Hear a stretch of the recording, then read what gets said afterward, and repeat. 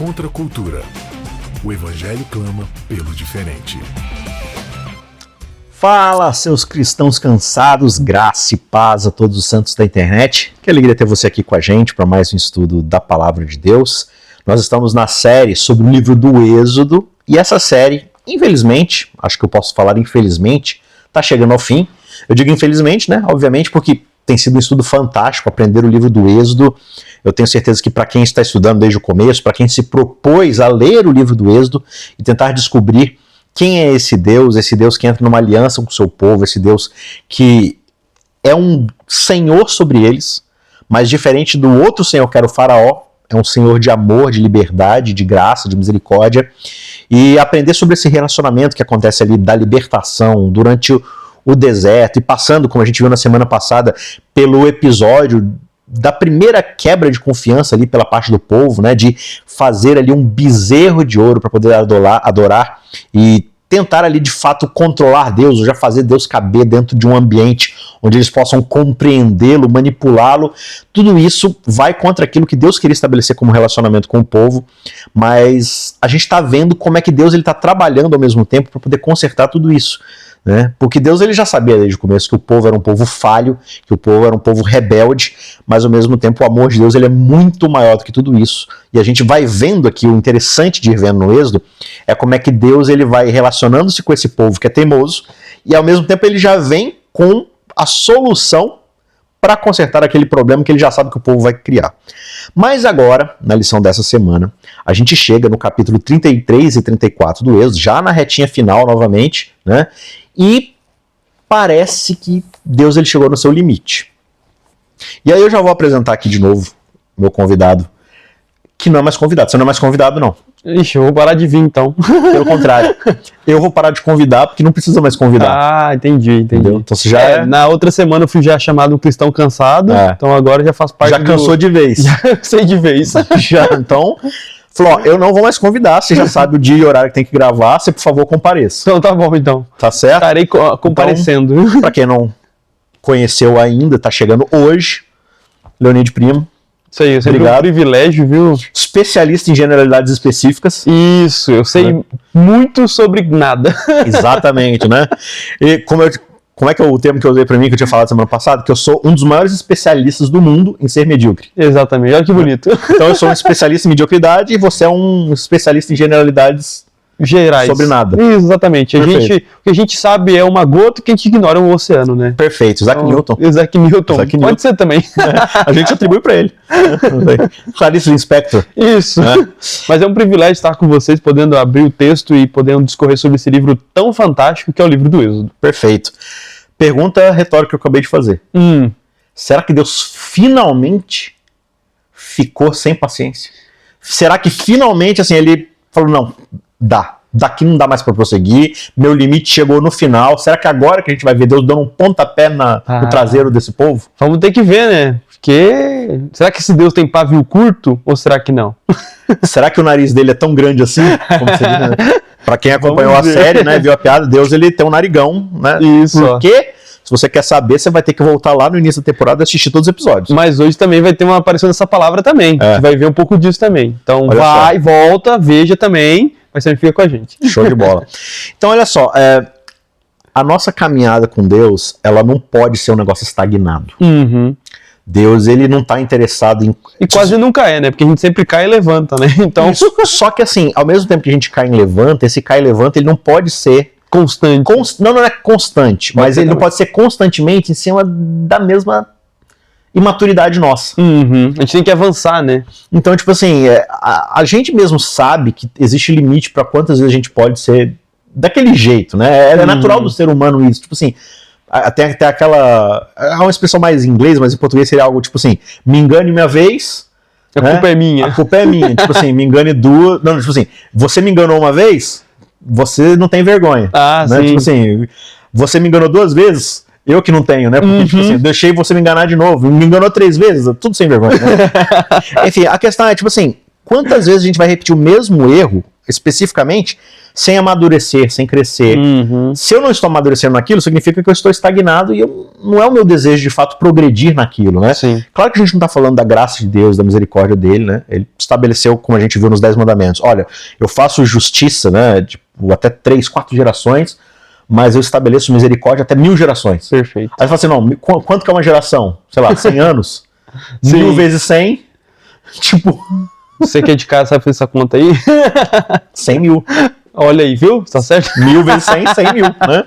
Imagina, 100 mil anos. Sim. A história moderna tem o quê? 2000 anos depois de Cristo? É isso aí. Imagina 100 mil anos, né? Essa é a misericórdia de Deus. Então, a gente está estabelecendo isso. Mas o que a gente vai ver no episódio de hoje, assim, o povo na semana passada, né? Ó, o povo lá. O povo na semana passada, não, o povo no estudo da semana passada já demonstrou que veio. E eles já tinham dado amostras antes. Tiraram as suas garrinhas para fora. Olha, legal esse Deus aí, mas e se a gente fizer ele caber dentro de um bezerro? E se a gente conseguir carregá-lo, manipulá-lo, direcioná-lo? Então a gente não serve mais a ele, é ele que serve os nossos padrões, né? E essa talvez seja a grande, eu diria, pedra de Aquiles, né? Pedra de Aquiles, eu falei duas coisas, né? Calcanhar de Aquiles, a pedra de tropeço, a pedra de Aquiles. A pedra no calcanhar de Aquiles, né? Da religiosidade humana. Quando a gente fala de religião, a gente está falando de relacionamento com Deus, ou da tentativa da gente se relacionar com Deus. Perfeito. E eu acho que um dos grandes problemas da religiosidade, não pela religiosidade, mas por causa do ser humano, né? E talvez vamos dizer assim, você tem a religião e a religiosidade, vai, só pra gente diferenciar, né? Pedagogicamente. A religiosidade é a nossa tentativa humana ali de tentar se relacionar com Deus. É justamente isso, de que na maioria das vezes, a gente busca essa relação não se submetendo a esse Deus humildemente, como a aliança previa. Olha, vocês vão ser o meu povo, vocês vão me servir ao meu propósito, e nisso vocês vão ser abençoados. Não. O que eu posso tirar desse Deus? Como eu posso conduzi-lo para o meu propósito, para me servir, né? Então acaba sendo assim, cada um acaba sendo ali meio que um faraó. Como é que eu controlo as divindades para elas me servirem? Você descobre que no final a religiosidade ela acaba sendo esse amuleto que você vai usar para certos momentos para você ter algo que te beneficia, né? Então é um gênio da lâmpada, é esse amuleto, essa divindade de barro que você coloca ali, e se ela não te obedecer, você vira ela de cabeça para baixo, coloca dentro de um copo, afoga ela. Então é meio que uma ideia muito, muito estranha de um controle do ser humano para com o divino. Quando na verdade a gente olha no texto bíblico e constantemente o ser humano é chamado a imitar o divino, não para controlá-lo, mas para aprender dele, para servir, né? Voltando à ideia da maturidade. Exato. É eu crescer nesse aprimoramento de me tornar mais e mais semelhante àquilo que ele me criou para ser, que é a sua imagem. Exato. De fato. Que é o propósito do ser humano na sua base, né? E é interessante, a título de introdução, como é que Moisés ele é essa pessoa muito interessante, porque a gente começa a história dele com um cara de pavio curto. E ele falou assim, como é que eu resolvo o problema da opressão egípcia? Matando. E agora ele vai estar de novo diante da mesma oportunidade dada por Deus. Falou assim, Moisés, tem uma solução aqui para nós. Matar todo mundo e começar do zero. E esse Moisés, ele não é o mesmo Moisés do começo. Sim, mesmo. A gente já viu isso, né? Ele falou, risca-me do teu livro, mas o pessoal tu deixa, né? Isso. E a gente vai ver de novo agora essa interação, né? E tudo mais, então eu acho muito legal. Mas, de novo, transitando dos últimos episódios pro de hoje, né? Essa questão que você tá falando de como a gente lida com esse Deus, eu tava vendo essa semana nas redes sociais, né? Um videozinho lá de uma moça cristã, talvez até bem intencionada, mas isso só mostra a nossa cosmovisão, né? Sim. Ela estava construindo uma casa para ela e para a família dela, e ela resolveu, tipo assim, pegar uma Bíblia e enterrar debaixo da fundação da casa, para poder construir a casa em cima da Bíblia. Que bonito! Lançando a pedra fundamental. Essa acaba sendo uma atividade simbólica, ritual simbólico, sim, pleonasmo, né? Mas acaba sendo um ritual assim, de muitas igrejas cristãs.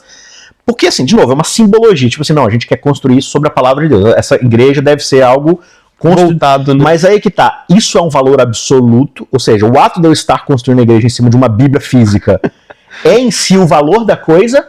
Ou esse é um simbolismo de que, não, esse é o anseio que nós temos para essa igreja, que ela caminhe, que tudo que ela faça seja sempre fundamentada na palavra de Deus. Então, tipo assim, essa moça que está construindo a casa dela, ela de fato deseja que a casa dela sirva a palavra de Deus? Ou ela entendeu que isso vai colocar a Bíblia lá, vai dar o poder para a casa dela que precisa? Ela está tentando fazer uma manipulação das forças divinas para que Deus age em favor dela, já que ela colocou uma Bíblia lá? Olha só. Como se fosse um amuleto, como se fosse colocou um sal grosso ali, jogou o negócio? Então aí isso diferencia, não, pega um copo, coloca um negócio, coloca em cima da geladeira, coloca em cima da sua TV. De novo, são tentativas que a gente faz de manipular o divino. Exatamente. Digo mais, por que eu jejuo? Por que eu vou à igreja? Por que eu devolvo dízimo, a oferta? Por que eu faço cada coisa que eu faço na igreja? Por que eu canto? Muitas vezes foi uma forma de barganha, né? São tentativas da gente controlar o divino, e o povo, ele ainda tem essa mentalidade pagã do Egito, de achar que Deus é esse Deus, eu me relaciono com ele. E o tempo todo Deus está falando assim, não, eu te comprei, eu sou o seu Senhor, você me serve porque eu sou o seu Senhor. Sim. Agora, eu vou te abençoar também porque eu sou o seu Senhor e porque eu quero te abençoar. Não é porque você vai fazer isso, vai fazer aquilo e tal. Então esse processo de aprendizagem precisa ir acontecendo, e ele vai ir acontecendo, e agora, mais uma vez, a gente vai chegar diante de um momento onde o povo vai precisar aprender como se relacionar com esse Deus e as consequências de você querer transformar Deus naquilo que ele não é, ou tentar domesticar esse Deus, tentar controlá-lo de fato. Vamos ao texto, então? Então o texto que a gente vai ler hoje vai ser capítulo 33 e o capítulo 34, né? E o 34. A gente não vai ler tudo, né? Mas vamos tentar ler algumas porções aqui, talvez, exato, pra gente poder tirar algumas lições importantes desse texto. Vamos ler rapidamente, aí se tiver algum ponto assim pra gente se fixar mais. Mas a gente tá se movendo pra parte de domingo então, né? Após a introdução aqui. Então vamos para aqui pro 33. Eu vou ler esses 6 primeiros versos. E aí se você tiver algum comentário ao final deles, você fique à vontade. Então vamos lá. Você que está aí acompanhando, se você tem condição, abra sua Bíblia. Êxodo 33, vamos ler os 6 primeiros versos. O Senhor disse a Moisés: suba deste lugar, você e o povo que você tirou da terra do Egito, né, e vá para a terra a respeito da qual jurei a Abraão, a Isaque e a Jacó, dizendo: eu a darei à sua descendência. Enviarei o anjo adiante de você e expulsarei os cananeus, os amorreus, os heteus, os fariseus, os heveus, os jebuseus. Ou seja, eu vou limpar o caminho para você e você não vai ter nenhuma dificuldade de adentrar, né, na terra que eu prometi para os seus antepassados. Vão para uma terra que mana leite e mel. E eu não irei no meio de vocês, porque vocês são um povo teimoso, para que eu não os destrua no caminho. Não, ainda bem que a gente leu, porque, de fato, aqui, voltando àquele ponto que a gente falou, Deus está falando assim, e olha que interessante, né? O povo quer de Deus uma relação do tipo, eu te sirvo para receber. Perfeito. Deus está falando assim, é por isso? Então vou facilitar para vocês. Eu vou dar para vocês. Não precisa nem me servir, não. Sim. Já que vocês não querem me servir, vamos fazer um acordo aqui. Tudo que vocês querem e que eu prometi, eu vou dar pra vocês. E vamos riscar essa cláusula aqui que vocês me servem. Só que, pelo fato de vocês não me servir, eu também não vou com vocês. Então, olha o que ele tá falando aqui. O meu anjo vai com você, né? E esse anjo, ele vai se livrar dos seus inimigos. Vai proteger vocês das intempéries do deserto. Vocês vão ter comida, bebida, vocês vão ter calor, vocês não vão passar frio. Vai estar tudo certo, vocês vão entrar na terra que eu prometi a vocês, só tem um problema. Eu não vou com vocês. Só que aí tem um ponto que é curioso, que é muito curioso. Por quê? Ele falou que o povo ele vai dar para eles tudo, o anjo vai com eles, vai libertar eles de todos os problemas, só que ele não vai no meio deles, né? E aí fica parecendo que não tem nada de diferente aqui do que já tinha antes, porque ele falou, eu não vou no meio de vocês, mas vai ter a coluna de fogo, vai ter a nuvem, eles vão ser libertos, a terra vai ser dada. O que seria então esse no meio de vocês que ele não vai mais? E aqui é importante relembrar que na Bíblia as palavras são muito importantes, né? Quando o texto ele usa um termo que já apareceu antes, ele está citando esse termo. E quando você vê antes essa expressão no meio de vocês ou no meio deles, aparece justamente no capítulo 25, no verso 8. Quando ele fala... Contexto? Exato. E me farão um santuário para que eu possa habitar no meio deles. E aqui é a mesma ideia, o mesmo termo, só que ele fala no meio de vocês, né? Não só no meio deles. Então o que Deus está falando que não vai acontecer aqui, não é que eu vou ficar agora do céu olhando de longe. Não é isso. Ele está anulando o plano do santuário. Ele está falando desse plano de construir um santuário, essa casa, esse modelo que eu ia trazer, né, para vocês colocarem os sacrifícios ali, perdão e salvação. Esquece isso daí, não vou fazer mais esse plano não. Vamos deixar isso para lá, porque esse plano vai dar muito trabalho, vocês não vão entender nada. Então, segue tudo igual, menos o santuário. E eu acho isso muito curioso, porque a resposta do povo no verso 4 é, ouvindo isso, essas más notícias do povo, colocou a se prantear, nenhum deles vestiu os seus atavios, porque o Senhor tinha dito a Moisés, de os filhos de Israel. O que é atavio, Leonide? Atavios são os seus ornamentos, né? No meu que diz joias. Que bonito. Brincos, colares, anéis. Coisa que eles tinham tirado antes para servir lá o deus do bezerro, né? Agora eles tiram com a forma de contrição. Até é importante explicar isso daqui. Muitas vezes o pessoal vai associar isso aqui, não, tá vendo? Então, uma verdadeira adoração é uma adoração sem as joias. Só que aqui, na verdade, isso aqui é a mesma coisa que o pessoal se veste de pano de saco. sabe? Tira uma roupa comum. Qualquer coisa que traga algum senso de felicidade, porque a gente se adorna, se veste bem, coloca ali uma gravata bonita, um terno legal, terno, né, um vestido. Eu não coloco o vestido não, mas se você então, coloca, tudo bem. Né, enfim, não vamos entrar nesse assunto. Né, deixa isso aí para quando a gravação acabar. Mas porque a gente quer demonstrar felicidade, né, tipo, contentamento, alegria social, status social e tudo mais, né?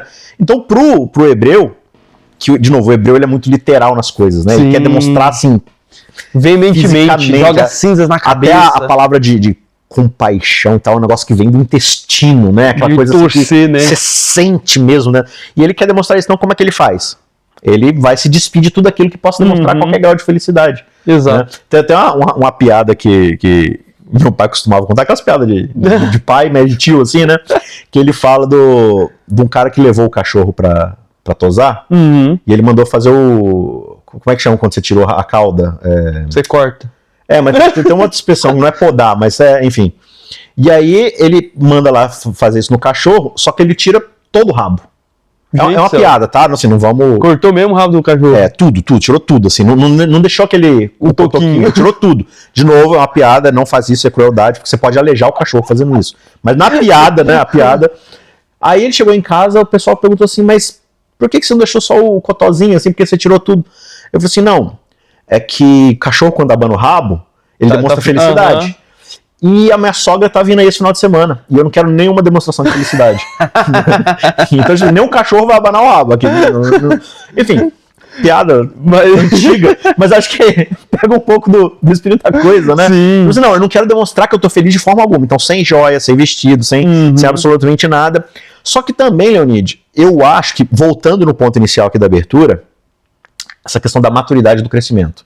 Deus falou assim, eu vou lidar com esse povo de novo. A gente lê, parece que Deus ele não sabe das coisas, né? Não, parece que ele tá... Parece que assim, não, tentei aqui, mas não deu certo. Opa, fui surpreendido. Não, mas assim, de novo, é muito mais por nós, pela nossa percepção, pela nossa maturidade das coisas. Uma forma didática também, às vezes.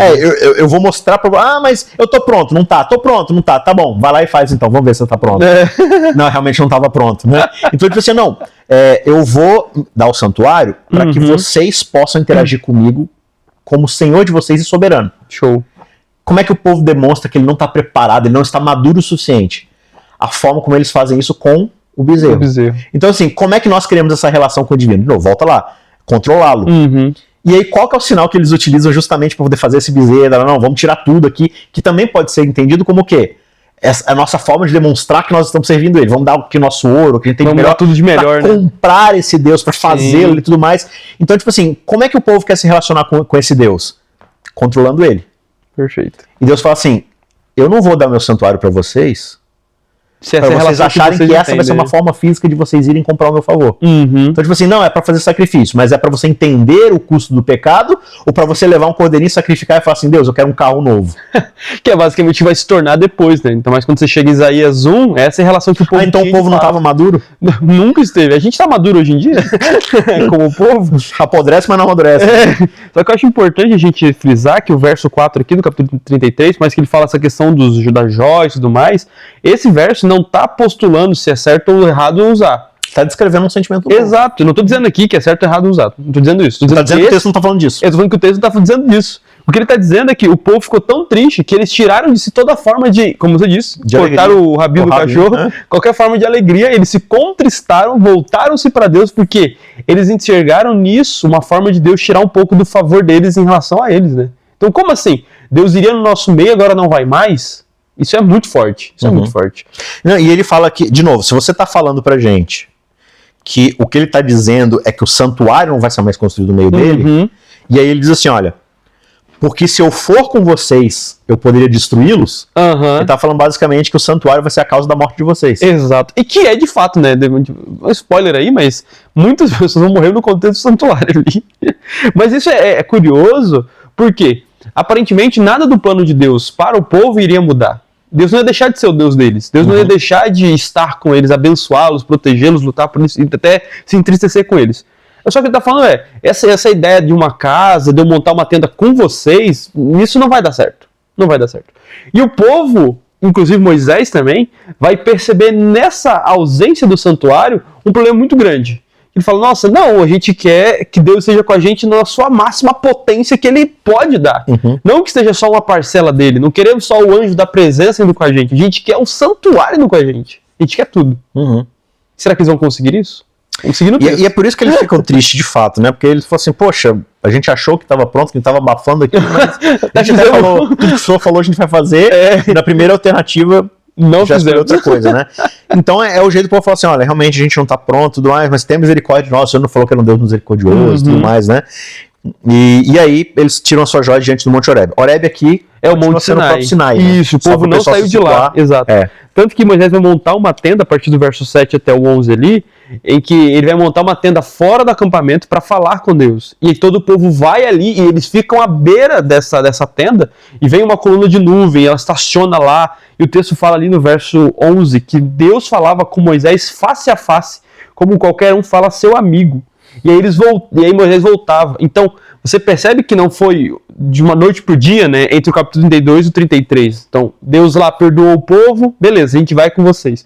Mas ainda assim, o povo ficou no Monte Sinai muito mais tempo, esperando pela misericórdia de Deus essa situação do santuário ser resolvida.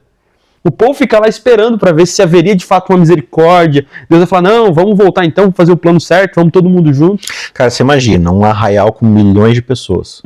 E o texto diz que quando Moisés saía da tenda, o povo ficava na ponta dos pés. Exato. Ficava olhando, acompanhando com os olhos assim, ó, onde ele tá indo, o que tá acontecendo? A noiva tá seguindo ele.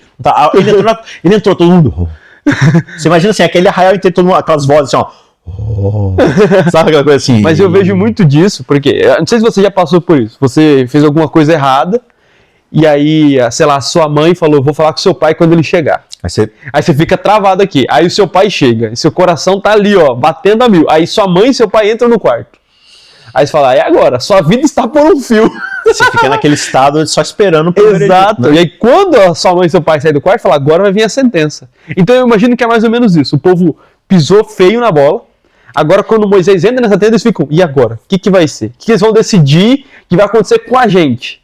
E por muito tempo parece que nada de novo desse plano parece que acontece, porque Moisés sai, ele entra, a nuvem cai, a nuvem sobe, e nada acontece até que vem o capítulo 12, que é quando o verso 12, na verdade, que é quando Moisés vai pedir para Deus mudar essa ideia dele e voltar, de novo a palavra voltar aqui, voltar com o plano inicial dele. Chuve, olha só. Que também significa arrepender-se. Olha só. Deus pode arrepender-se? Deus pode mudar de ideia? Agora, antes de a gente entrar no 12, o 12, o 13, né? Ele vai descrever justamente algo do caráter de Moisés. Falando aqui de novo, a gente começou falando, né? Será que Moisés ainda é o mesmo lá do comecinho do livro? Será que ele amadureceu? Será que ele amadureceu? Ele cresceu? Essa coisa de você não ficar parado, estagnado no seu relacionamento com Deus e tal. Mas o verso 11 diz pra gente que o Senhor falava com Moisés face a face. Isso é muito legal. Como quem fala com o seu amigo. A gente até usa assim, a expressão no dia a dia, assim, não, orar é como falar com Deus como um amigo. Sim. Eu não... Tudo bem que assim, né? Isso de uma certa forma é verdade, mas eu não acho que é a mesma coisa que o texto está falando aqui. Acho que aqui tem um pouquinho, uma intensidade maior. Maior. Né? Uma coisa que você fala assim, não, é você falar com alguém que tem o seu melhor interesse e tudo mais. Mas a gente não está falando com um igual. Aqui me dá a impressão, assim, com todas as aspas do mundo, parece que o texto está falando que Deus falava com Moisés de igual para igual. No sentido humano, não no sentido humano divino, mas assim, por causa de algumas características, principalmente qual? No capítulo anterior a gente viu algo que vai acontecer de novo no 2 agora. Quando Deus fala, vou matar todo mundo, o que Moisés fala? Calma. Mata, Senhor, mata mesmo. Não presta. Não. Senhor, não, o que o povo vai pensar? É como se Moisés tivesse alcançado um tipo de pensamento e misericórdia como Deus também tem, né? Moisés, isso que você está sentindo agora é exatamente quem eu sou. Legal. Você me entende, eu sei quem você é, eu te conheço pelo nome, né? Te conheço pelo nome. E esse conhecer pelo nome é, eu conheço o teu caráter. Não é que eu sei como é que você se chama. Eu sei seu nome, Moisés. Moisés, né?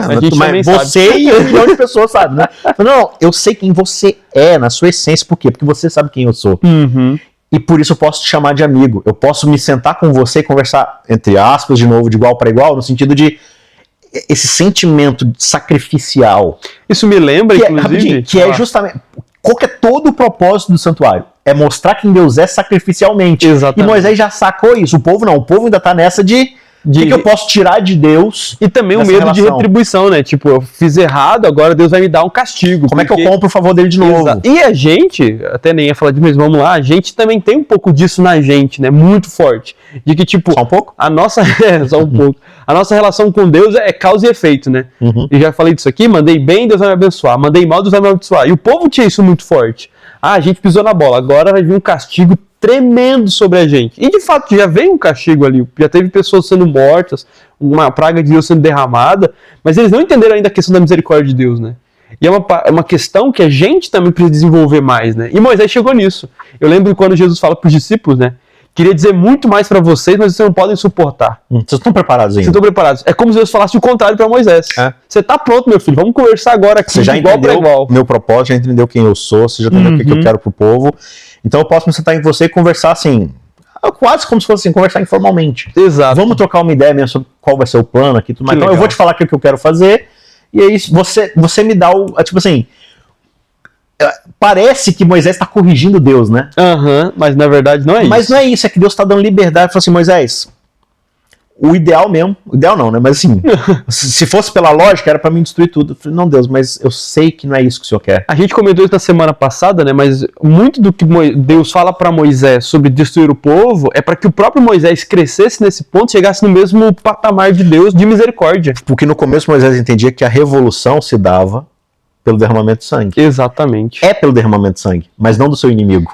Não é pela violência contra o outro, né? É pelo derramamento do sangue de alguém justo e maior. Exato. Tudo isso. Nesse patamar aqui da relação, Moisés é o justo. Por isso ele está se oferecendo como justo. Exato. De novo, nesse patamar aqui, dessa perspectiva. Exato. Diante do pecado do povo. No momento que o povo está passando. Moisés está conversando com Deus lá em cima, de boa, o povo está fazendo safadeza. Então, desse ponto de vista, Moisés é justo. Sim. Certo? A gente vai ver depois que ele não é 100% justo, mas diante desse pecado, nossa. Então, assim, Deus está falando assim, não, estou falando com você de igual a igual, porque você está disposto a se sacrificar pelo povo, e agora você entendeu quem eu sou e qual que é todo o propósito do santuário. Então, tipo assim, Moisés, você acha que se eu der isso pro povo agora vai ser bom? Não vai, eles vão querer tratar o santuário como se o santuário fosse o bezerro. Exato. Eles só vão trocar o foco, né? Então, muita gente, Leonide, vai pra igreja, se converte, faz estudo bíblico lá, se batiza pra igreja, e aí as coisas que ele tinha antes na vida dele de não convertido, ele só transvestiu, né? Então, por exemplo, eu era um workaholic que achava que a vida era sobre trabalhar muito pra ganhar muito dinheiro. Agora eu faço isso na igreja, porque se eu trabalhar muito, Deus vai me fazer prosperar. Exato. Eu só mudei o foco. Antes era o meu emprego, o meu trabalho, agora é Deus. Você não mudou sua forma de pensar e de ver a realidade, né? Você só colocou a parte dessa, só moldou isso pro lado cristão, né? Você só deu uma roupagem, uma capinha de santidade, né? Então assim, não, aí você pega aquilo que, não, no meu trabalho, minha faculdade, sei lá, por exemplo, eu sou um acadêmico, tenho diploma, mestrado, doutorado, PhD, não sei o que das quantas, eu sou reconhecido. Aí eu me converti. Eu não me tornei uma pessoa mais humilde. Eu ainda dependo do meu status. Só que agora o meu doutorado não vale mais muita coisa na igreja. Mas o que vale? Ser o primeiro ancião. Pronto. Ser o cara que tem a chave da igreja e dita as regras. Porque todo mundo olha pra mim e me reconhece como você só mudou. Você não mudou a chave, você só mudou a roupagem da coisa. Só mudou o local que se aplica a sua arrogância, né? E eu acho que é muito isso. O povo iria pegar o bezerro e falar assim, não, já que o bezerro não pode, mas vamos lidar com Deus no santuário. Deus falou assim, eu não vou te dar o santuário, porque vocês não estão prontos para isso. Vocês vão se relacionar comigo como se fosse de novo o bezerro. Já para Moisés, não. Moisés, eu sei que você sabe do que você trata o santuário, eu expliquei, você entendeu e tudo mais. E agora, de novo, essa conversa vai voltar. Sim. E a gente se move para a parte de segunda-feira. O verso 12 eu acho fantástico para isso, que ele vai falar o seguinte, ó, eu vou ler do 12 até o 16. Diz assim, Senhor a Moisés, tu me dizes, faz sobre este povo, porém não me deste saber quem há de enviar comigo. Contudo tu disseste, conheço pelo nome, também achaste graça aos meus olhos. Agora, pois, se achei graça aos teus olhos, rogo-te que me faça saber neste momento o teu caminho, para que eu te conheça e ache graça aos teus olhos, e considera que esta nação é o teu povo. Respondeu-lhe, a minha presença irá contigo, e eu te darei descanso. Então lhe disse Moisés, se a tua presença não vai comigo, não nos faz subir este lugar. Pois como se há de saber que achamos graça aos teus olhos, eu e o teu povo, não é porventura em andares conosco de maneira que somos separados, eu e o teu povo, de todos os povos da terra? Isso aqui eu acho que é muito importante. Tem muita coisa aqui pra desempacotar. Cara. Então, porque parece que a conversa não saiu do mesmo ponto, né? Moisés eu falou, já falei que eu vou com você? Moisés falou, achei graça nos teus olhos, vai com a gente. Aí Deus falou, vou com vocês. Aí Moisés fala, não, se você não for comigo, eu não vou. Então, mas é que aqui tem um ponto que... Isaac não falou que Moisés já estava entendendo Deus. Parece que ele já tá sonso, né? Aqui é que existe uma questão bem importante aqui, que é o seguinte. Moisés, primeiro, ele vai colocar o ponto dele, né? Ah, você falou que me conhece. Então, me faça saber como que a gente vai. Aqui, Moisés, isso aqui, se você for parar para pensar, Deus já respondeu lá no verso 2. Enviarei o meu anjo, ele vai te libertar. Então, não é sobre como vai ser o processo que Moisés está perguntando. Mas eu já falei que eu vou com você, né, te proteger e tudo mais, né? Mas não é isso que Moisés está perguntando. Moisés está perguntando de novo sobre o santuário. Porque eu quero saber e entender qual que é o plano de fato. Voltamos à estaca zero antes do bezerro ou não? Aí Deus responde no verso 14, a minha presença irá contigo e te darei descanso. Isso aqui é importante, acho que é muito importante essa parte.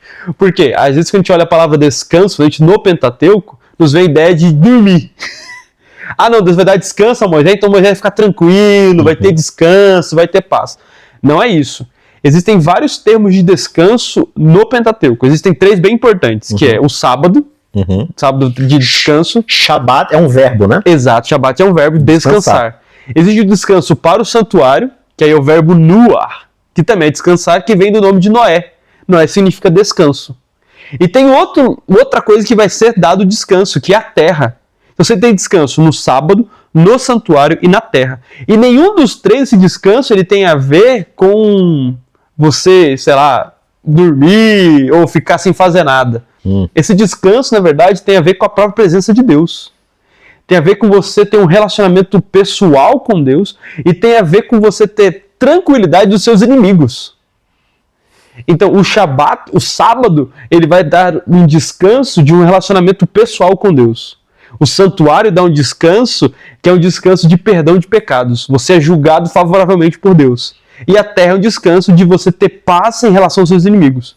Então, quando Deus fala aqui que vai dar descanso a Moisés, esse descanso ele é meio que uma resposta dos 3. Um relacionamento pessoal com Deus, um julgamento favorável e também paz dos inimigos. Então não tem a ver aqui com um descanso de Moisés, eu vou te dar paz aí, viu? Tá tendo muito problema com esse povo. Não, eu vou te dar tranquilidade. Isso não vai ter mais chateação, não vai ter mais estresse. Não é isso. Esse descanso aqui é basicamente, Moisés, eu vou te dar a terra. Eu vou dar para você a promessa que eu fiz a Abraão, a Isaac e Jacó. E aí Moisés fala, mas eu não quero só a terra. E é o verso 15. Se a tua presença não vai comigo, não nos faça subir esse lugar. A presença que ele está falando aqui não é só a presença de vai dar o descanso, mas é de fato o santuário. E aí Deus ele vai responder, né? Não é assim que o povo vai saber que a gente é separado, se você andar com a gente, for no meio de nós, e de novo essa expressão, no meio de nós. De novo, a ideia do santuário. Sim, e ele está falando aqui, olha, uma coisa muito importante no verso 16. Ele diz, pois como se poderá saber que alcançamos favor diante de ti, eu e teu povo? Será que não é o fato de andares conosco de maneira que somos separados, eu e o teu povo, de todos os povos da terra? Então aqui ele está perguntando para Deus o seguinte, olha, o que nos difere de fato? Porque lá no 19 você falou que vocês serão meu povo particular. Peculiar. Porque toda a terra é minha, ele fala. Toda a terra é minha, todos os povos são meus, mas vocês vão ser distintos. Ele fala assim, o que faz a gente ser distinto de todos os outros povos? Todos os povos têm terra, todos os povos têm lá seu medo de governar e tal. Tem suas divindades. Suas divindades e tal, assim. O que nos diferencia dos outros povos? E essa pergunta é muito interessante pra gente, eu acho, porque tipo assim, falando do cristianismo hoje, o que nos faz ser cristãos? Você já parou para pensar nessa pergunta? O que te faz ser um cristão? Uns vão falar assim, meus hábitos alimentares. Outros vão falar, não, porque meus pais foram, eu nasci nessa igreja. A forma como eu como, como eu me alimento, né? Meus hábitos alimentares, meus vestuários. Sim. Tipo, sei lá, os lugares que eu frequento.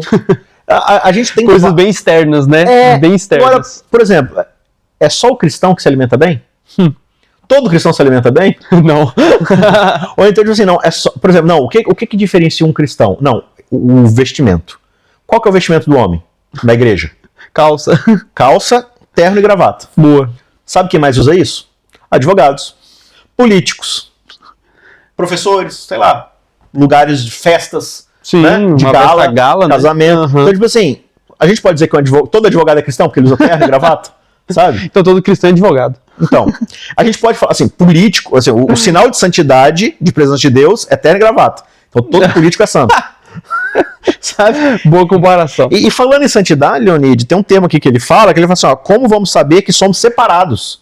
Uhum. E assim, na Bíblia, essa ideia de separação, ela tá muito associada, não sei se é exatamente o caso aqui, mas... É um sinônimo, né? Às vezes é intercambiável, né? Sim. Não, santo, separado, né? Para santo é a palavra kadosh, né? Isso. É algo que é separado para um propósito específico divino, né? E o povo foi separado também para um propósito, né? Vocês serão nação santa, nação separada. Então assim, Senhor, o que vai fazer com que diante de todos os outros povos nós sejamos vistos como santos, como separados por um propósito? O que diferencia a gente? É o fato da gente ter que a gente vai ganhar uma terra? Não. É o fato de que a gente vai se estabelecer lá e nada vai acontecer com a gente? É Deus andar no meio deles, né? E é o que ele vai falar aqui, ó, né? Se porventura andares conosco, né? Então essa presença de Deus junto com o povo é o que vai fazer o povo ser de fato separado. E é o que depois vai aparecer lá no Deuteronômio. O povo olha para as próprias leis desse povo e fala, nossa, que povo há de ter leis tão justas e um Deus tão próximo com eles. É um povo diferente, é um povo santo separado. É a oração que você vai ter lá em Crônicas, né? Se teu povo, que se chama pelo teu nome, mas por que se chama pelo meu teu nome? Só porque eu me chamo cristão? Não, você foi escolhido e ele anda contigo. Né? Ele anda comigo. Então assim, de novo, faço a pergunta para você. O que te faz ser um cristão? Se não é a presença de Deus na sua vida, né? De novo, não, porque quando eu construo uma casa, eu coloco uma Bíblia debaixo da fundação, por isso eu sou cristão. Eu enterrei uma Bíblia ali. É isso que te faz ser um cristão? É você ir à igreja todo sábado, todo domingo, não sei qual que é o seu dia aí de ir pra igreja, mas é isso que me faz ser um cristão? É andar com a Bíblia debaixo do braço, sabe? Ou é de fato, assim, onde eu vou... As pessoas têm aquela... Já vi pregador falando, né? Não, porque a menina entrou na farmácia... Imediatamente o farmacêutico perguntou, você é adventista? Como você sabe? A forma como você se veste. A forma como você anda e respira. Foi sério, eu achei que seria, eu sinto Deus na sua vida. E isso é muito legal, porque existe um refrão em várias histórias bíblicas, como de José, de Davi, próprio Moisés, a expressão, e o Senhor estava com ele. E não é uma questão que o próprio narrador fala só, é uma questão que as pessoas veem disso. Quando o faraó olha para José e fala, em que homem há o Espírito de Deus, né? Senão esse rapaz aqui. Então as pessoas percebem que Deus é com a pessoa. Então não é só a forma de vestir. A gente às vezes procura essas formas externas porque é muito mais fácil do que mudar a parte interna. De novo, né? Não é que, tipo assim, que a gente não vai chegar nisso. Sim. Só que, tipo, as pessoas colocam nisso o peso de que ser isso já é automaticamente sinônimo de ter Deus na minha vida. Exato. E não necessariamente, igual a gente falou lá que a pessoa era workaholic e agora ela trabalha na igreja para comprar favor divino. Eu posso também falar assim, não, eu continuo sendo uma pessoa extremamente vaidosa, orgulhosa, mas como agora o código de conduta é que eu não possa usar joias, eu sou orgulhoso e vaidoso de outras formas. Sim. Na minha oratória, e isso na minha acaba presença. Muitas vezes desencabeando lá, caindo na parte até do perfeccionismo, né? Quando você olha, não, tudo que eu faço externamente é perfeito, logo tá tudo certo. E a pessoa esqueceu o principal, que é o coração, né? Que é a parte interna. Quando Jesus fala dos fariseus, vocês são sepulcros caiados, ou seja, vocês são... O que é caiado? É aquele sepulcro bonitinho, né? Sim, de mármore, uma coisa bonita. Imagina que Jesus tá falando, você vai no cemitério, aí tem aquele monte de lápide padrão dos mais pobres, mas tem aquela lápide bonita de mármore branco, esculpido, com padrão detalhado. Que você tira até foto, falando, gente do céu. Isso aqui é muito bonito, Eu facilmente teria isso daqui, tipo, né, na lareira, aqui na sala, isso é muito bonito, isso aqui é artístico, esculpido, assim, um anjinho e tal. Mas assim, dentro... Qual que é a semelhança entre esse e aquela lápide padrãozinha simples? Que dentro tem osso, tá morto. Só tem carcaça dentro. Então é tipo assim, não, você pode ser por fora assim, todo legal, não, o povo foi lá e tirou as suas joias, tirou as suas roupas finas e se vestiu. Muito bem, isso é uma demonstração de algo que estava acontecendo dentro deles, é de dentro para fora. Exato. E muitas vezes a gente age de fora para dentro. Não, se eu demonstrar que eu não uso essas coisas, então logo dentro de mim é assim, mas não necessariamente. Sim. De novo, a gente mencionou isso nos episódios. O pecado, todos os pecados, mas especialmente o da idolatria, é um pecado do coração. Não é um pecado da aparência. Sim. Entendeu? Então, assim, de novo, Deus ele se refreia de colocar o santuário, não é porque o bezerro é pagão e o santuário é celeste. É porque que o paganismo é o coração deles. Exato. Você vai se relacionar com algo que é celeste de forma pagã. Uhum. E vai manchar completamente o santuário. Não, mas o santuário não é o lugar que o israelita deveria adorar a Deus. Sim, mas a forma como o seu coração vai se derramar diante disso, aí você chega lá em Ezequiel, qual que é o problema em Ezequiel? Filho do homem, vai lá no santuário pra você ver o que eles estão fazendo lá. Quebra uma parede e só tá adorando o sol, né? Dentro do santuário. Não, mas é o lugar da adoração a Deus, então logo tá tudo certo. Não, eles estão simplesmente pervertendo tudo, sim, né? Então assim, de novo, a presença de Deus na vida de uma pessoa, ela vai transformar de dentro para fora, e os sintomas, eles vão sendo curados. E isso mas porque a doença está sendo tratada. Exato, e isso você vai ter, inclusive, nessa questão do santo e profano, pessoas agindo de forma correta, com uma adoração aparentemente correta, só que quando o coração não está envolvido, essa adoração não é ouvida. Isaías 1, como eu citei antes, o pessoal está trazendo as ofertas, os cordeiros, o sangue, e Deus fala, parem, eu não quero mais. Vocês estão trazendo essas coisas, eu estou escondendo de vocês os olhos, vocês levantam as mãos, eu estou querendo quase vomitar, porque as suas mãos estão cheias de sangue. E é justamente isso, uma mudança só externa pode parecer que é interna, pode parecer que é algo maior, uma santidade, mas o que Deus de fato vê, ele vê o coração, né? Sim. E se uma mudança, como você disse, for interna, a questão externa também vai ser resolvida. Só que o principal não é mudar só a forma de se vestir, falar ou comer e tudo mais, é mudar o coração e que essas coisas sejam consequências disso. Sim. Então, assim, as pessoas deveriam olhar ou estar perto de mim e falar assim, olha, cara, eu sinto Deus aqui. Quando eu tô perto de você, eu sinto paz, eu sinto a presença de Deus, assim. Claro, eu vou ver isso pela forma como você fala, como você se porta, mas muito mais do que isso. É uma questão de caráter mesmo, assim. E isso é uma coisa que a gente vai ver depois no próprio texto com Moisés. Ele é um rapaz, uma pessoa que fala face a face com Deus, e o povo vai perceber isso. E não precisa falar nada. O texto, inclusive, fala, ele não sabia e o povo via. Então, às vezes, a gente tenta fazer o contrário, né? Não, eu ando com Deus e eu quero demonstrar isso. E aí, em todo momento que você tem, você impõe a sua religião sobre o outro. O cara respirou e falou, Deus não deixa fazer isso. O cara, sei lá, comeu uma coisa diferente que você não aprova, e tal. Porque você usa a sua religião como martelo para forçar isso nos outros, né? Quando, na verdade, deve ser algo que as pessoas percebem em você. Sim. Agora, Leonid, movendo para terça-feira... Olha, vamos lá. A gente vai ler agora um dos textos que, para mim, é um dos textos... Assim, o Antigo Testamento, você é um apaixonado pelo Antigo Testamento. Eu sou apaixonado pela Bíblia. Pela Bíblia, mas assim... A gente também tem um coração. É uma paixão mais... É um carinho maior, né? Isso. Mas, assim, é que o Antigo Testamento, de fato, ele vai construir a fundamentação do que a gente vai desembocar no Novo Testamento, assim. Perfeito. Então, mas... O Antigo Testamento, ele tem textos fantásticos sobre Deus, sobre o caráter dele, a sua compaixão, a sua graça, a forma como ele interage com o ser humano. E o Êxodo, de fato, a gente já viu muito sobre isso. Sim. Mas aqui, nessa porção do texto, eu acho que tem um dos textos mais impressionantes sobre quem Deus é. Que me arrepia toda vez que eu leio. E que basicamente, o que a gente vai ler agora, é a resposta de Deus à fala de Moisés. Moisés falou, não vai ser assim que a gente vai saber, e Deus vai dar uma resposta, e Moisés ainda vai colocar uma carta a mais. Não, já que eu sou seu amigo, já que o senhor me tem tanta alta conta, então me deixe ser ousado a ponto de pedir algo que ninguém nunca pediu antes. E o pior, né? Deus fala, beleza, ok. Não vou mostrar tudo que tu quer, porque não dá, mas uma parte eu vou mostrar. Mas vamos pro texto, né? Eu vou ler aqui, aí você traça os comentários. Pode ser. E eu imagino... Só pra deixar evidente, o 17 vai ser justamente a resposta de Deus a Moisés de forma positiva, né? Então ele falou assim, ó, Senhor, no verso 16, né? Como é que o povo vai saber, os outros povos vão saber que nós somos o teu povo, que nós somos santos? E se andar com a gente. Se o Senhor estiver com a gente. Isso. Aí o verso 17. O Senhor então disse a Moisés, tudo bem. Farei também isso que você falou. Também, né? Eu já tinha prometido todo o resto. Descanso, proteção, comida. Vou libertar você dos inimigos, vou chegar lá. Terra. Eu vou fazer tudo isso. O 17, só resumindo aqui, ele vai ser basicamente a resposta. Beleza, voltaremos com o santuário. O plano original foi mantido, vai ter santuário para todo mundo. Festa. Mas Moisés não fica só nisso, não. Porque você alcançou o favor diante de mim. E eu o conheço pelo nome. De novo, essa expressão, eu conheço você pelo nome. Eu sei que você se chama Moisés.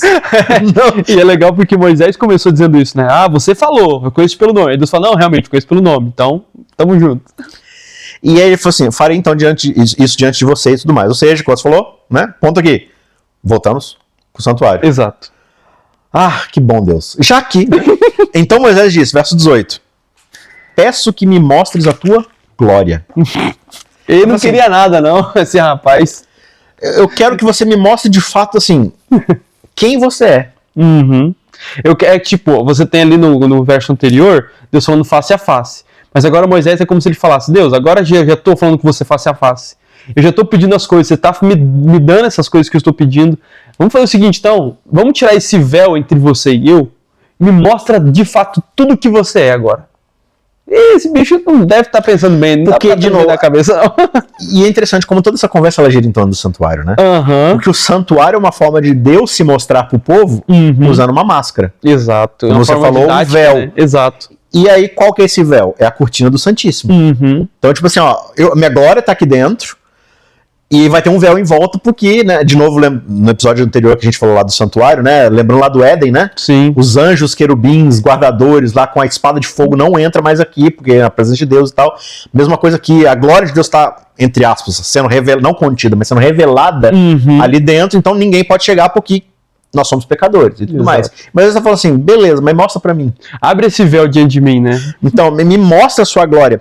E aqui no 19, Leonídio, pra mim é a coisa mais importante. O que Moisés está pedindo? Aí quer ver a glória de Deus. Ele quer ver a glória de Deus. Ele quer ver Deus em todo o seu poder. Exato. Toda a sua manifestação de autoridade, de grandeza, de poder. Me mostra o seu poder absoluto. Isso aqui me lembra o primeiro texto de Moisés conversando com Deus, que é o capítulo 3 ali. Quando ele vê a gente fala, eu vou lá para ver essa grande visão. É como se Moisés só quisesse ter uma grande visão. Eu quero ver Deus na sua potência máxima porque eu quero ser impressionado por isso. Aí Deus fala, Moisés, tem outra coisa que eu vou te mostrar aqui. Senhor, eu quero ver o seu poder absoluto. Aquilo que define quem o Senhor é em termos de poder absoluto. E o verso 19 diz, então o Senhor respondeu, ok, farei passar diante de ti toda a minha bondade. Cara, isso aqui me arrepia, me emociona demais, porque Moisés fala assim, me mostra aquela característica que mostra o Senhor como todo poderoso acima de tudo. Ele fala assim, tá bom, eu vou te mostrar o quanto eu sou bondoso. Então aqui basicamente Deus está falando assim, o que é a glória divina? É a sua bondade. Exato. E aí você percebe isso aqui, lembrando lá do texto da criação. Quando Deus termina cada dia, ele fala, e viu Deus que era bom. Não viu Deus que era perfeito, não viu Deus que era maravilhoso, glorioso e fantástico. Mas a bondade, né? E como que a bondade dele é tão poderosa que se expressa na própria criação. Ao olhar para a criação, você enxerga a misericórdia, a bondade e o amor dele, né? Exato. E de novo, Moisés falou, e Deus falou, que Moisés falou, o Senhor me conhece pelo nome. E de novo, o que é Deus conhecer Moisés pelo nome? É Deus conhecer Moisés por quem ele é. Vai ser o seu caráter, né? Sim. E Deus fala assim, eu vou te mostrar minha bondade e proclamarei o nome do Senhor. Que legal. Ou seja, não é só, já que nós somos amigos, não é só eu que vou te conhecer pelo nome, você vai conhecer meu nome. Mas ele não já falou quem ele é? Não, eu sou quem sou, eu serei quem já falou lá muito tempo atrás, então, né? Sim, mas agora eu vou te mostrar o meu caráter. De novo, eu vou te mostrar quem eu sou de verdade. Sim. Porque até agora a relação é de senhor e servo. Sim. Só que agora eu vou te revelar que eu sou como um amigo. Vai ficar um negócio meio de paridade, né? Muito legal. E aí ele diz, eu terei misericórdia de quem eu tiver misericórdia e me compadecerei de quem eu me compadecer. Falando isso dentro de um contexto onde ele acabou de falar, vou passar o cerol em todo mundo. Vou matar todo mundo porque só tem... Assim, eu sou bom. E, cara, eu vou ser bondoso com quem eu quiser e eu vou demonstrar misericórdia com quem eu quiser ser misericordioso. E acrescentou, você não poderá ver a minha face, porque ninguém verá a minha face e viverá. Mas ele não falou que eles viam face a face? Pois é, e agora? Não. Vai aí, explica isso no hebraico. No hebraico é a mesma palavra, inclusive. Fácil. Então, no mas hebraico... por que eles viam face a face e aqui ele falou que você não vai poder ver minha face? O que está acontecendo aqui? Então, aparentemente, o texto lá, quando fala de face a face, não era, tipo, de fato, vendo o rosto de Deus, mas essa conversa, de fato, como a gente comentou... De proximidade e de intimidade. Exato, uma paridade entre os dois, né? Sim. Eles estavam conversando, de fato, um ouvindo a voz do outro ali, e juntos, né, numa comunhão íntima, como, de fato, amigos, né? Mas aqui quando ele usa a face também no capítulo 33, no verso 21, no verso 20, quer dizer, ele também está falando sobre essa glória de Deus. Ele está respondendo, me mostra tua glória. Ele fala, meu filho, se eu te mostrar minha glória, você não vai ver mais nada. É a última coisa que você vai ver na sua vida. Lá em Deuteronômio 4, se eu não me engano, dá a entender lá que Deus ele não tem aparência física assim, estabelecida. Eu não sei como ele deseja se revelar, mas Deus ele não tem ali uma... Você vai ver aqui, daqui a pouco, Moisés vai ver as costas de Deus, né? Então ele tem costa. Então, aí de novo a gente tem que entender a perspectiva humana de descrever as coisas. Né? Então, por exemplo, Ezequiel vai lá tentar descrever Deus, aí ele fala, não, cara de ave, de boi, de homem, de... Ele tem uma metade que é de fogo flamejante, outra metade que é de bronze polido. Quem é esse homem aí? Onde você viu esse homem, né? Tal. Aí o trono ele tem roda, não tem Então, assim, de fato, assim, você tá tentando descrever algo que é indescritível. É, fantástico. E aí ele fala assim, não, ele viu as costas de Deus. De novo, ele tá... essa expressão, tipo assim, ele não viu Deus, assim, de frente, face a face, assim, né? Ele tá só tendo um vislumbre da coisa, né? Então, o próprio texto fala aqui, né? Ele fala no verso 21. Diz, mas Senhor, eis aqui um lugar junto a mim, tu estarás sob a penha. Quando passar a minha glória... É um buraco, né? Buraco. É tipo uma rocha. Aquela fenda na rocha que você... Ele vai entrar nessa fenda. Aí ele fala, quando passar a minha glória, eu te porei numa fenda da penha, e com a mão te cobrirei até que eu tenha passado. Depois eu tirando a mão, tu me verás pelas costas, mas a minha face não se verá. Porque lembra, vai ter basicamente 3 momentos que as pessoas vão ver o rosto de Deus, claro, isso numa visão, né? Então ninguém talvez tenha visto isso pessoalmente. Ezequiel, como você disse, e ele fala que os olhos de Deus são como chamas de fogo. Você também tem Daniel e também tem João no Apocalipse. E com João e Daniel, quando eles veem o rosto de Deus, eles caem como mortos. É como se tivessem morrido e Deus vai lá e ressuscita os caras, tá ligado? Porque eles viram os olhos de Deus que são brilhantes como o sol na sua claridade. Numa visão. Tranquilo, não? Sonho. Você sonha e o negócio... Te você mata. sonha com o sol e o sol te queima. Exatamente. Negócio de doido. Mas, Leonide, ele tá falando aqui que se você ver toda a minha glória, você vai morrer. Exato. Mas ele não acabou de falar que a glória dele é sua bondade? Então ele tá falando assim, se você ver toda a minha bondade na sua plenitude, você vai morrer? Que bondade é essa que mata? Isso é legal, porque Moisés pede uma coisa e vai mostrar outra, né? Porque na verdade o que Deus vai mostrar é o que de fato importa, né? Porque Moisés só quer ver um poder bruto. Então, mostra o seu nível máximo de poder. Aí Deus fala, não é isso, eu quero mostrar de fato a bondade, porque é isso que importa no final. A bondade de Deus. Então, mas, né? E aí quando a gente entende bondade, de novo a gente volta... Qual que é todo o contexto dessa conversa? O santuário? O santuário. Então, assim, Deus falou assim, olha, não é pra você entrar no Santíssimo que você é pecador. Se você entrar, você vai morrer. Se a glória de Deus está associada à sua bondade e tudo mais, a manifestação da bondade de Deus está no Santíssimo. Perfeito. Até porque qual que é o fruto que o santuário gera? É a misericórdia divina, é a sua bondade. É de salvar, de redimir, de expiar os pecados e tudo mais. Mas se você entrar lá diretamente, você morre, porque... É muita bondade, né? Então, mas aí por que a bondade de Deus, no seu estado puro, mata o ser humano? Porque o ser humano é pecador, né? É a ideia do anticorpo, da doença e tudo mais, né? Tipo assim, ou até a ideia do sol, cara. Tipo assim, alguém no mundo pode falar que o sol é ruim. O sol é o sol, ele é puro no seu estado de força bruta e tipo assim... E ele proporciona a vida na Terra, né? Se a gente estava pensando nisso mais cedo, conversando num outro assunto, se você mover o sol 1 centímetro para lá, 1 centímetro para cá, a vida já não existiria, né? 1 centímetro de sol para lá, gelo, era do gelo. 1 centímetro de sol para cá, flamejante, né? Então, assim, mas o sol é o sol. Ele é absoluto no que ele é, no que se propõe a ser. Então, não é o calor dele que é mal ou bom. A questão é, eu sou frágil, eu estou numa condição de fragilidade. Se eu me aproximo demais do sol, eu vou esturricar. Eu vou entrar em combustão e acabou. Mas sem o sol eu não vivo, porque ele me proporciona essa vida, né? Então, quando a gente pensa na santidade de Deus, cara, ela é pura e ela é absoluta. Mas na minha condição... Se eu chego muito perto, assim, eu não tô pronto, né, pra ver isso. Então, Moisés está falando aqui, Deus falando a Moisés, vou passar aqui na fenda, você vai ver um vislumbre, descosta, de olho fechado, no escuro, né? E vai ser o suficiente. E Moisés ficar radioativo depois de um tempão, né, enfim.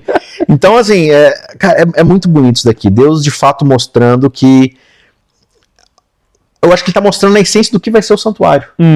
De fato. Eu nunca tinha pensado dessa perspectiva, e é legal a gente trocar essa ideia, porque, de fato, assim, agora que você falou que toda essa conversa está ligada ao santuário, faz a gente entender muito mais qual a ideia do santuário, né? Qual a ideia do santuário de fato, né? Então, a experiência que Moisés está tendo aqui é a experiência que Deus quer ter com o seu povo. Que é um relacionamento de proximidade, né? Você vai ter, inclusive, em Jeremias, uma linguagem associada com o santuário e sacrifício do Filho de Deus, do Messias, envolvida a ideia de aproximação. Porque no santuário, uma das palavras para sacrifício é aproximar. Quando você sacrifica, você está sendo aproximado.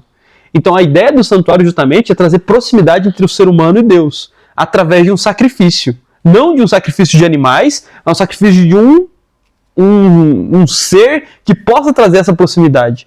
A gente fala sobre uma ponte sobre um abismo, né?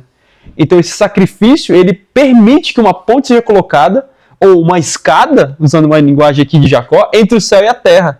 Então o santuário, ele vai prover essa escada para que o ser humano esteja de novo ligado com Deus. E é o que acontece aqui nessa cena.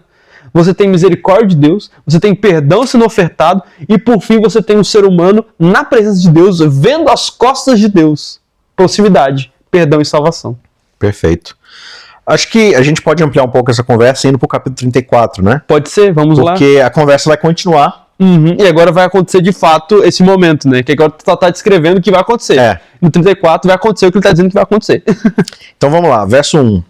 Então o Senhor, lembrando, quarta-feira aqui já, né? Já Isso, já estamos na quarta-feira. Então o Senhor disse a Moisés, corte 2 tábuas de pedra, lembrando, as primeiras, né? Ele quebrou, Moisés quebrou, né? Então eu escreveria nelas as mesmas palavras que estavam nas primeiras tábuas que você quebrou. Então agora não é Deus que vai cortar as pedras. Na primeira foi ele que moldou a pedra. Agora é Moisés que vai ter que moldar. Você corta, eu vou escrever. Exato. Ninguém mandou você quebrar.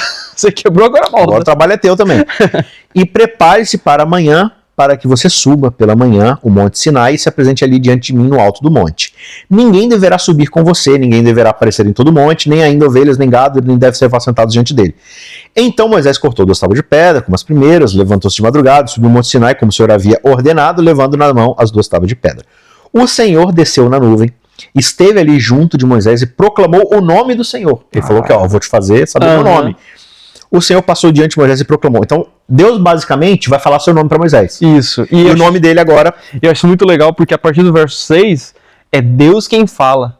E é Deus quem fala o seu próprio nome e suas próprias características. Isso é fenomenal. Então, mas Deus ele tá falando suas características ou ele tá falando o seu nome? Olha só, será que seu nome são suas características? Uma coisa é uma coisa, outra coisa é a mesma coisa. Como é que é o nome de lá o Dom Pedro I? Não, isso aí não dá pra falar que não. Você vai lavar a live inteira. 37 nomes, né? Exato. Assim, Moisés, vou te fazer saber o meu nome. O Senhor Deus compassivo, bondoso, tardio em irar-se e grande em misericórdia e fidelidade, que guarda a misericórdia em 1000 gerações, que perdoa a maldade, a transgressão, o pecado, ainda que não inocente o culpado, e visita a iniquidade dos pais nos filhos e nos filhos dos filhos até a 3ª e 4ª geração, da Silva Cabral. Da Silva Cabral. Eu acho isso aqui fantástico, porque, de novo, é Deus quem passa falando o seu próprio nome. Não é Deus passou e Moisés falou, rapaz, Deus é grandioso, magnífico e misericordioso. Não, é Deus quem fala de si mesmo, né? Deus clemente, misericordioso, longânimo, cheio de misericórdia, que faz misericórdia, né? Perdoa iniquidade e transgressão. E isso é fantástico, porque no próprio texto dos profetas depois, você vai ter vários profetas usando essa fala de Deus para mostrar como que de fato ele é misericordioso, bondoso e longânimo, né? E aqui de novo a palavra longânimo tem essa palavra do nariz, né? A rapatmeod, né? Que tem a ver com esse nariz grande, porque ele tem uma grande misericórdia e tudo mais. Então, assim, quando ele vai, quando a gente fica bravo, a gente dá aquela respirada funda, né? Isso. Então, como ele tem um nariz grande, esse ar demora a encher o pulmão. Ele fica um tempão respirando, então demora para ele poder perder a paciência, né, e tudo mais. Eu já falei isso aqui antes, mas se você tem um nariz grande, lembre sempre que você se parece mais com Deus do que qualquer outra pessoa. Deus é narigudo. Tá? É verdade. Então, cara, olha, compassivo, misericordioso, bom, tardio em irar-se, né, que é demora para poder puxar essa respiração toda. E aí, de novo, aquela expressão que aparece lá no mandamento, né, guarda a misericórdia em 1000 gerações. Mas, Leonide, tem uma expressão muito interessante aqui, que vai aparecer, inclusive, nos profetas depois, eles vão se lembrar disso aqui, né? Mas ele fala, olha, é misericordioso, é bondoso, traz misericórdia em 1000 gerações, mas ele não inocenta o culpado. Perfeito. Só que, em seguida, ele vai apresentar, e a gente vai estudar isso mais na lição que vem, o santuário. Qual que é o propósito final do santuário? Inocentar o culpado. Mas aqui é importante disso, porque tá escrito que não. Ele não inocenta o culpado. Só que ele permite que um inocente morra pelo culpado. Olha só.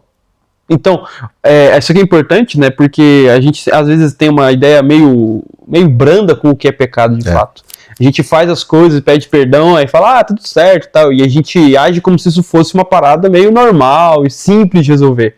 Mas não é. E a ideia do santuário é justamente promover esse pensamento. Entendimento. Exato, de que aquilo que você faz de errado promove um sofrimento tremendo para um ser que não é você. Então, por mais que seja algo simples de você se livrar, não é algo simples de Deus resolver. Tanto que ele teve que morrer, literalmente, para isso, né? Então, toda a ideia do perdão trazido pelo santuário, ele vai ser através de você ser inocentado, mas um justo morrendo no seu lugar. Uhum. E aí, imediatamente Moisés curvou-se para a terra, adorou o Senhor e disse: Senhor, se agora alcancei favor diante de ti, continua no meio de nós, porque este povo é teimoso. Perdoa a nossa iniquidade e o nosso pecado e toma-nos por tua herança. Retomando de novo o capítulo 19, né? Isso aqui é interessante porque Deus já tinha perdoado o povo, já tinha falado que iria com o povo, só que Moisés ele volta a reiterar isso, né? Mas por que ele tá voltando a reiterar? Tem uma expressão aqui que ele fala. Não tão inocente. Não, porque o povo é teimoso. Sim. O Senhor já perdoou. Mas vai acontecer de novo, tá? E aí, eu não sei se o senhor sabe. Esse povo aí não é muito. Aí Deus assim, mas como é que você sabe? Você nem tem o dom da presciência, você já viu, né? Você já sabe o que vai acontecer. Então, assim, Deus, assim, foi bom o senhor ter tocado nesse assunto de misericórdia. Vamos precisar de mais disso daí, porque, viu? Assim, esse povo é teimoso, então não foi nem a primeira e não vai ser a última. De fato. Então, eu não tô te pedindo para o senhor permanecer no meio de nós agora. Eu tô pedindo para o senhor permanecer depois, porque isso vai voltar a acontecer. Então, que bom que o senhor, né, visita misericórdia 1000 gerações, porque, né? Isso é legal, porque a partir do verso 10 ali, Deus vai falar, ele vai fazer uma aliança ali, ele vai falar, né? Verso 10, então disse, eu que faço uma aliança diante do teu povo e tal, e ele vai retomar todas as ideias do que Deus vai fazer pelo povo na terra, e de como o povo deve se portar na terra, não ter outros deuses, não tomar por mulheres, não fazer aliança com esses povos, mas lembrar que Deus é um Deus zeloso, que ele é o único Deus. E aí, ele faz isso e ainda lembra das festas que o povo tem que fazer ali até o verso 28. Então, do verso 10 ao 28, Deus vai falando com Moisés como o povo deve se portar, como o povo deve agir, para que também haja essa misericórdia com eles, né? Então, essa misericórdia, na verdade, ela é uma via de mão dupla, né? Deus vai oferecer ao povo, mas o povo também tem que responder a isso, né? Então, não é só esse lado, né? O povo é duro, o povo não sabe, o povo precisa de misericórdia. Deus fala, beleza. Então, vai ter sempre misericórdia. Não. O povo também tem que amadurecer, tem que crescer, tem que avançar. E aí você termina tudo isso na quinta-feira, né, da lição, no verso 29. Então, achei importante pontuar, todo o capítulo 33, ele se passa dentro daquela tendinha onde o povo fica nas pontas dos pés. A tenda da presença. Isso. No 34, eles vão para o monte. E quando o verso 29 acontece, que é Moisés com seu rosto resplandecente, é depois que ele viu a bondade de Deus, as costas de Deus, e aí sim o rosto dele brilha. Então o brilho do rosto não vem só numa conversa informal ali, mas vem quando Deus de fato mostra as costas para Moisés. Acho que é legal a gente ler? Podemos ler? Eu vou lendo aqui, se você quiser me interromper. Vai lá. Quando Moisés desceu do Monte Sinai, tendo na mão as 2 tábuas do testemunho, sim, quando desceu do monte, Moisés não sabia que a pele do seu rosto resplandecia, depois de Deus ter falado com ele. Quando Arão e todos os filhos de Israel olharam para Moisés, eis que a pele do seu rosto resplandecia e ficaram com medo de chegar perto dele. Então Moisés os chamou. Arão e todos os chefes da congregação foram até ele e Moisés lhes falou. Depois vieram também todos os filhos de Israel, aos quais Moisés ordenou tudo o que o Senhor lhes havia falado no Monte Sinai. Quando Moisés acabou de falar com eles, pôs um véu sobre o rosto. Ora, né? Tá ficando igual o amigo dele. Porém, quando Moisés vinha diante do Senhor para falar, removia o véu até sair, e, saindo, dizia aos filhos de Israel tudo o que lhe tinha sido ordenado. Assim os filhos de Israel viam o rosto de Moisés, viam que a pele do seu rosto resplandecia, porém Moisés cobria de novo o rosto com o véu até entrar para falar com o Senhor. Que é um pouquinho do que a gente comentou, né?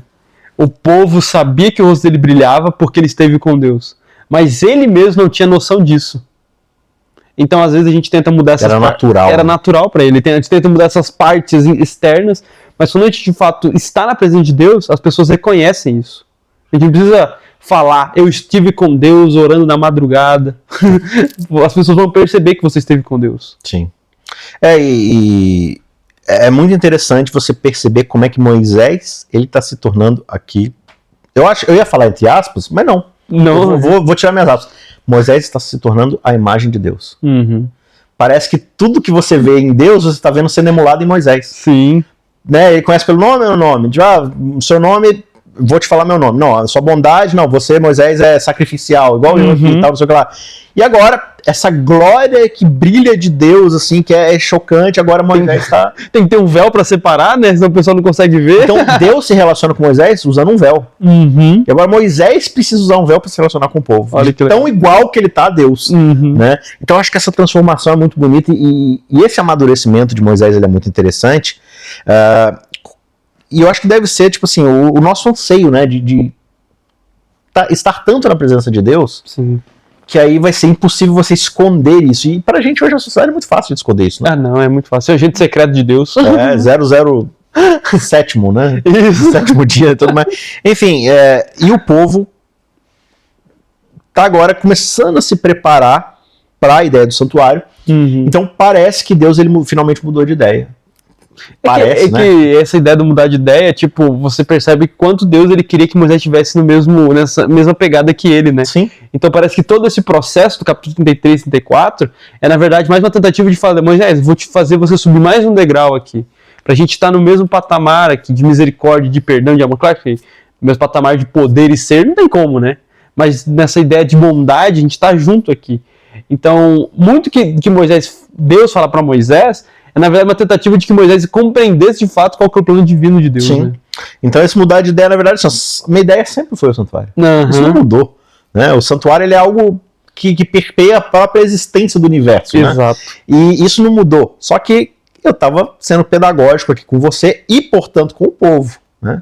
Então o povo agora vai começar. Então, voltamos à estaca inicial, Sim. o santuário. Portanto, semana que vem do que a gente vai falar? Sobre o santuário. A gente já falou pouco hoje sobre isso, né? Pouco. Falou pouco, né? Você não deixa eu falar mais. E eu acho legal a gente perceber também que como que essa história de Moisés com Deus, ela vai se tornar um modelo do que significa ser profeta na Bíblia. Uhum. Moisés se torna o modelo do que é ser profeta. E muitos dos profetas, como eu falei, vão olhar para essa história e vão pegar esse paradigma, esse modelo do que é profeta e vão aplicar a sua história. Tem, por exemplo, o Jonas, que ele se encontra nos mesmos modelos. Ele está num local mais afastado, tem um povo longe, um povo pecador, que é o povo de Nínive, e ele pede a Deus que destrua o povo.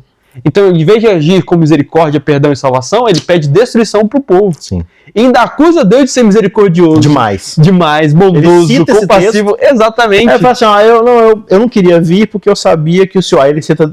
Exatamente isso. Uhum. Bondoso, misericordioso, tardio em irar-se, tal, que né, misericórdia também gerações e tal.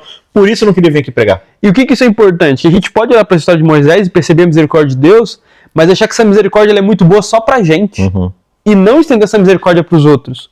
Quando na verdade o papel do profeta é intercessão pelos outros, né? Para buscar a misericórdia para os outros também.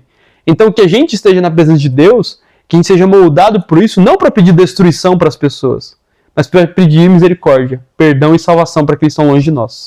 O povo ainda tinha a perspectiva do bezerro. Uhum. E o que é a perspectiva do bezerro? Qual que é a religião bezerrense nossa? Bezerrense é boa. Como é que eu extraio dessa divindade aquilo que eu quero para mim? Uhum. A perspectiva do santuário que Moisés compreendeu é como é que eu me sacrifico para esse Deus a ponto de ele me usar para os seus propósitos, né? Que são também de sacrifício, né? Exato. No fim, Deus, o modelo do santuário é que ele vai se sacrificar, mas ele também quer que nós atinjamos essa perspectiva. Eu não vou até Deus por causa dos favores, porque ele vai me dar uma terra, porque ele vai me dar proteção, ou seja, ele vai me dar saúde, prosperidade, um bom emprego, né? Paz, tranquilidade, aquela galera que fica tentando puxar meu tapete, ele vai me livrar delas e tal. Aí eu falo assim, não, eu atingi todas essas coisas, eu não preciso mais de Deus. E você vai falar assim, não, talvez na nossa vida, nossa jornada aqui, a gente não alcance plenamente essas coisas por causa desse processo de aprendizagem. Exato. Quando a gente começa a aprender mais e mais o que é esse sacrifício, né?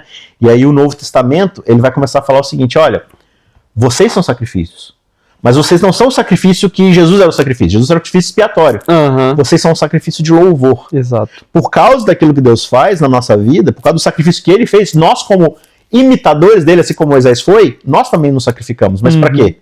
Para cumprir o capítulo 19 de Êxodo. Para ser a propriedade dele, que nesse sacrifício as pessoas olham para nós e falam, é isso que é servir a Deus? É isso que é ser dele? Nossa, mas servir a ele significa você abrir mão dos seus desejos, dos seus interesses próprios e servir os outros? E buscar o melhor para os outros? Poxa, é por isso que você brilha. É por isso que Brilha seu rosto Jesus. né? Brilha Jesus em mim, né? Enfim, então acho que a grande lição, o grande aprendizado desse capítulo é isso, né? É buscar esse relacionamento íntimo com Deus a ponto de sermos de fato a imagem dele, como ele nos criou para ser de verdade, né? Refletir quem ele é na vida das pessoas e justamente porque ainda temos problema com isso, falhamos demais disso, nós não somos essa imagem perfeita, ele providencia pra gente esse meio da gente chegar mais perto dele, que a gente vai discutir semana que vem, que é o santuário. Empolgado? Perfeito. Muito empolgado. É? Preparado. Vai ser legal? Bora. Vai ser muito Então, massa. tô show. Então, sábado que vem a gente volta para mais um estudo, o último estudo desse trimestre, mas eu tenho certeza que vai ser muito legal pra gente finalizar toda essa temporada. Até a semana que vem. Um abraço. Tchau, tchau. Que Deus te abençoe. Ajude o Cristãos Cansados a continuar produzindo conteúdo cristão gratuito e de qualidade. Você pode fazer uma doação de qualquer valor utilizando a chave Pix que aparece na sua tela ou por outros meios de acordo com as informações aqui na descrição desse vídeo. Mas com certeza, o melhor jeito de você abençoar o nosso canal e o nosso ministério é compartilhando esse vídeo com outras pessoas. Que Deus te abençoe e obrigado por estar aqui conosco.